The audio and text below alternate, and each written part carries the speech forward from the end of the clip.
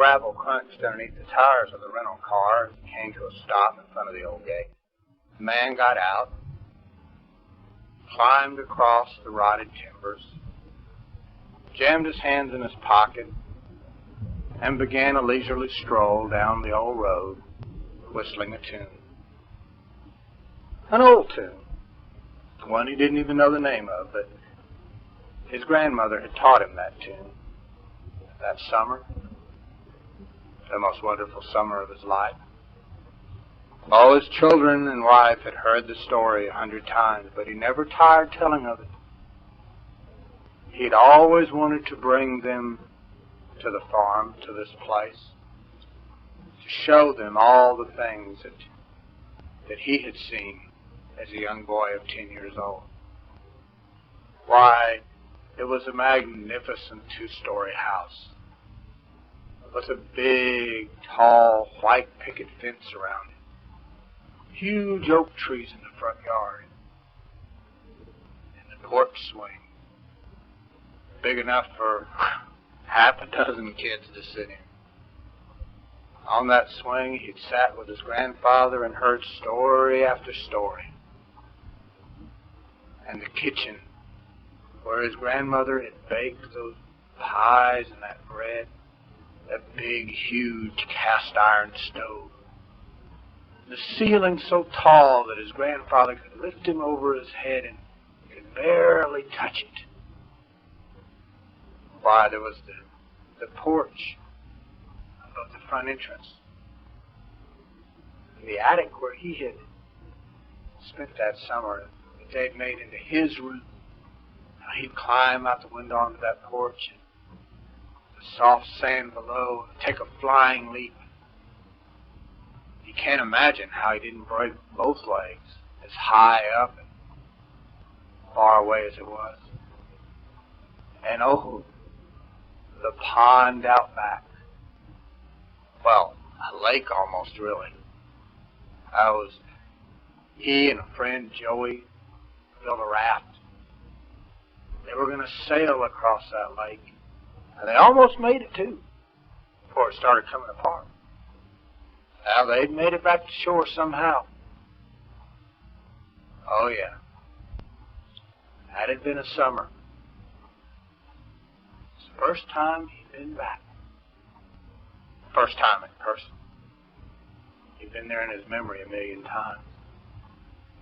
His wife had warned him, you can't go back. You can't go home. It won't be the same. But it was on a business trip.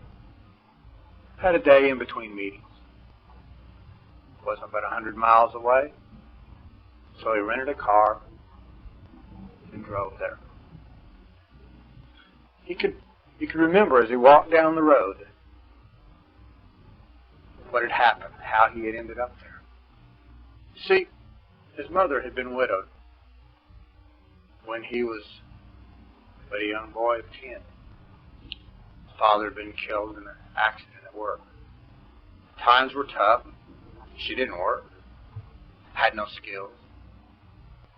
And since they didn't live too far away from Grandma and Grandpa on the farm, they had suggested that they come stay with them until they figured out what to do.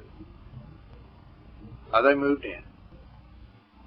Now, he'd only been to the farm once or twice before, but he'd always loved it. And now was the opportunity of a lifetime.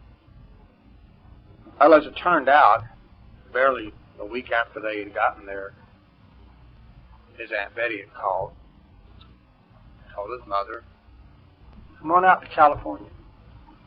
I've got a job here for you. It's not much, it's unskilled, and it doesn't pay a lot, but it's a starting. And she went. The one problem was, Aunt Betty lived in a small little efficiency apartment that didn't allow children in. Tommy couldn't go. I had spent many nights burning the midnight oil, discussing, but it was decided that his mother should go ahead and get the job, save her money, and as soon as she could, Tommy would join her. That meant Tommy had at least the whole summer there on the farm. What a summer it had been. He'd never forget it. He was to the bend now. Just around the bend was the house.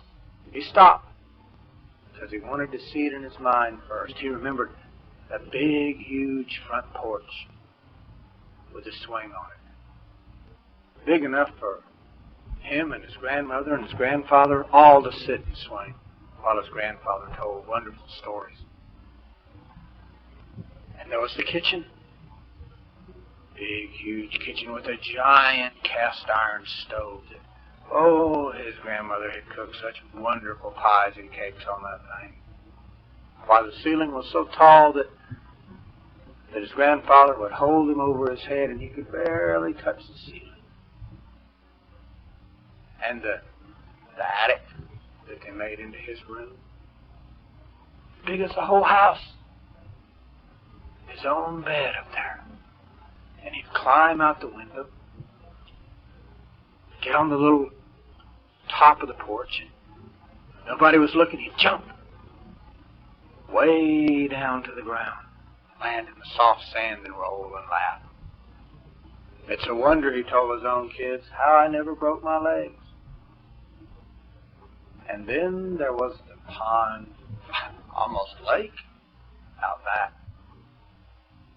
Yes, he and his friend Joey, they had spent many days planning that raft. They were pirates. They were going to sail across that pond, and they almost made it too. If the rope that they'd used hadn't been rotten and the raft come apart, somehow they made it back to shore without drowning. Oh yeah, that was a summer. Well, as he rounded the corner, he stopped and looked with amazement. How could the house have gotten so much smaller? What, the picket fence that seemed as though came up to his chin barely came above his knees. As he pushed the gate open, stepped up on the porch, the boards creaked loudly. What happened to the huge porch? Still there. And as he sat on it, he looked to both sides, and how did his grandma and his grandpa and he all ever fit on this tiny little swing? Slowly he opened the door, squeaked. He stepped in, looked around. Quickly he strode into the kitchen. A very quaint, small, little kitchen. That large cast iron stove could barely fit 2 frying pans on the top. And how did those huge pies his grandmother made fit in that little bitty oven? Reaching his hands up, his fingers brushed the ceiling. How could it be? How could his memory have been so wrong? Well, he walked from room to room and climbed the stairs to the attic. Small, cramped little attic that he had to stoop, while the mattress that he used to sleep on was still there, and it took up half the room. And as he looked out the little window, he saw the ground almost at hand. All those terrifying, death-defying leaps that he had made. He could almost step off that porch onto the ground now. And slowly, a little sadly, he turned down the stairs. And as he was ready to leave, he heard something. A plop. Plop. That sound sounded familiar. He strode off the back porch, through the tall weeds, to the backyard. And there, in front of him, stretched the small expanse of the little pond, the one that he had assumed was almost a lake. And there on the shore stood a small boy, 9 or 10 years old. And he was skipping stones. They'd skip once, twice, 3 times. Make it past the middle, almost to the 3/4 of the way across. Tommy stood there smiling and watching. His grandfather had taught him how to skip stones. He had been amazed how his grandfather could skip those stones across the pond, up onto the bank, and into the woods. Without thinking, he stooped and picked up one, stepping up behind the small boy, drew back, threw it. Oh, he'd never lost the art. He'd practiced it many times there on the beach out there in California. Stones hit the middle of the pond with one huge skip and never touched the water again. Off to the other side. Startled, the young boy turned around, visibly shaken to be surprised by an intruder. "Hey, mister. Wow. I can't believe that. I'm going to be able to do that one day." "I'm sure you will, son. Sooner than you think." "Hey, mister, you aren't going to buy this here place, are you?" "No, I don't think so."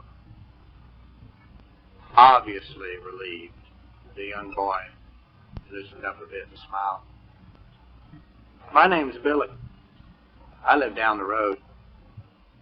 I come here to play all the time because this is the neatest place around.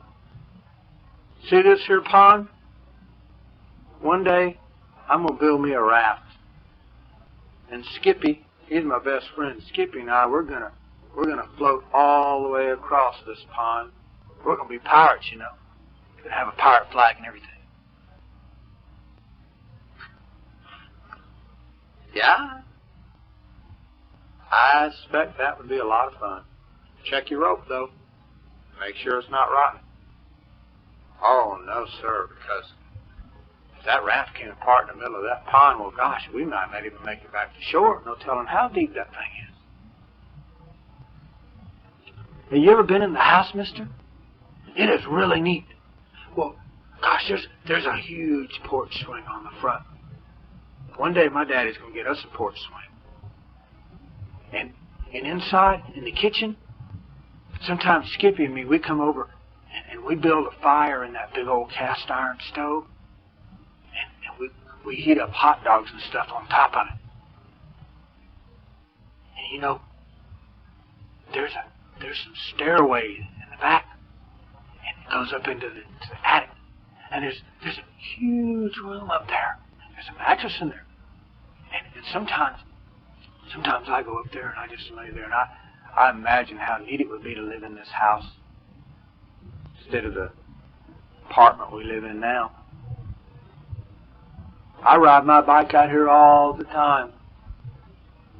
This is the most fun place in the whole world. You know, you can climb out that window, and if you're real careful and you land in a soft spot, you can jump all the way off of that top of that porch to the ground, and you won't even get hurt. Well, the man just stood there and listened as the boy told him of all the wonders of the house, and smiled. It was exactly the way he remembered it. just the way he had seen it. And as he walked away and left the boy skipping his rocks, he passed through the squeaky gate again and started down the road. He stopped, and he almost turned around, but he didn't. And then he heard it again.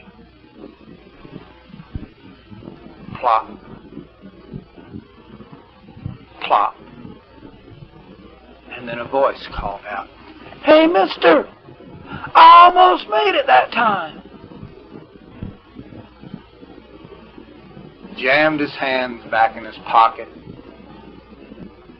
and began to whistle a tune as he rounded the bend and the house disappeared behind him. He didn't need to look back. He realized now he didn't even need to come back, because he always had it.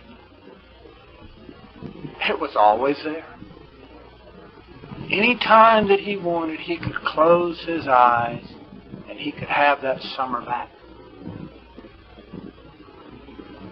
They'd all been wrong.